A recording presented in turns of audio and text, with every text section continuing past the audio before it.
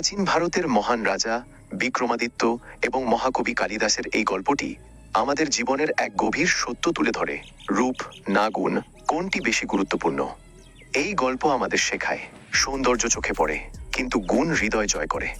বাহ্যিক রূপ ক্ষণস্থায়ী, কিন্তু জ্ঞান ও চরিত্র চিরস্থায়ী। সত্যিকারের শ্রেষ্ঠত্ব আসে ভেতরের গুণ থেকে।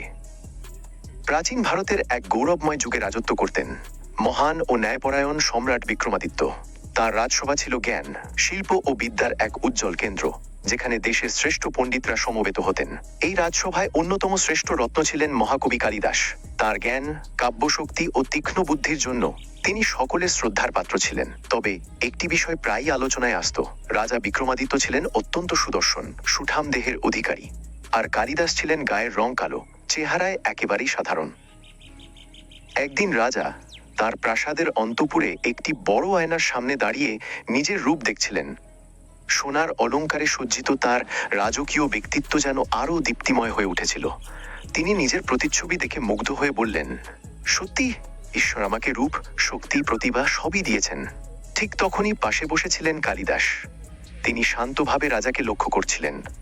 রাজা হঠাৎ তার দিকে তাকিয়ে হেসে বললেন, পণ্ডিত কালিদাস, আপনাকে ঈশ্বর অসাধারণ জ্ঞান দিয়েছেন, কিন্তু যদি সঙ্গে একটু সুন্দর চেহারাও দিতেন, তবে আপনি তো নিখুঁত হয়ে যেতেন। রাজসভায় উপস্থিত কিছু লোক মৃদু হাসিতে ফেটে পড়ল। এই বিদ্রূপ শুনেও কালিদাস একটুও রাগ করলেন না। তিনি শুধু মুচকি হেসে শান্ত গলায় বললেন, মহারাজ, আপনার প্রশ্নের উত্তর আমি আজ দেব না, দেব আগামীকাল। রাজা অবাক হলেন, কিন্তু কৌতূহল জাগল। ঠিক আছে, দেখি কাল কি উত্তর দেন, বললেন তিনি। পরদিন রাজসভা বসেছে যথারীতি। সবাই অপেক্ষা করছে আজ কি ঘটবে। ঠিক তখন কালিদাস সভায় প্রবেশ করলেন। হাতে দুটি পাত্র, একটি সাধারণ মাটির কলসি, অন্যটি সুন্দর কারুকার্য করা সোনার কলসি। রাজা অবাক হয়ে জিজ্ঞেস করলেন, এ কি পণ্ডিত, আজ আবার নতুন কি খেলা? কালিদাস বিনয়ের সঙ্গে বললেন, মহারাজ, আজ প্রচন্ড গরম, তাই আপনার জন্য বিশেষ পানীয় জলের ব্যবস্থা করেছি। প্রথমে রাজা সোনার কলসির দিকে হাত বাড়ালেন। তিনি ভাবলেন, সোনা তো মূল্যবান, নিশ্চয়ই এর জলও শ্রেষ্ঠ হবে। তিনি এক চুমুক জল খেলেন, কিন্তু সঙ্গে সঙ্গে তার মুখের অভিব্যক্তি বদলে গেল। জল গরম আর স্বাদও ভালো নয়। তিনি কিছুটা বিরক্ত হলেন। এরপর তিনি মাটির কলসি থেকে জল পান করলেন। এবার তার মুখে তৃপ্তির হাসি ফুটে উঠল। আহ, কি শীতল, কি সুমিষ্ট জল!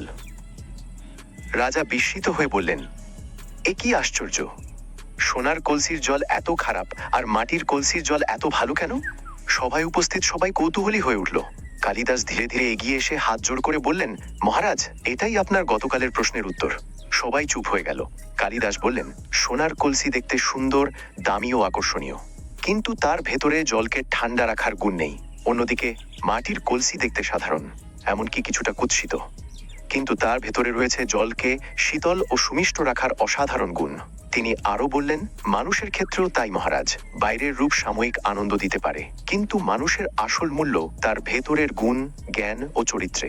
এই কথা শুনে রাজা বিক্রমাদিত্য কিছুক্ষণ নীরব রইলেন। তিনি নিজের ভুল বুঝতে পারলেন। আয়নায় দেখা নিজের রূপের অহংকার যেন মুহূর্তেই মিলিয়ে গেল।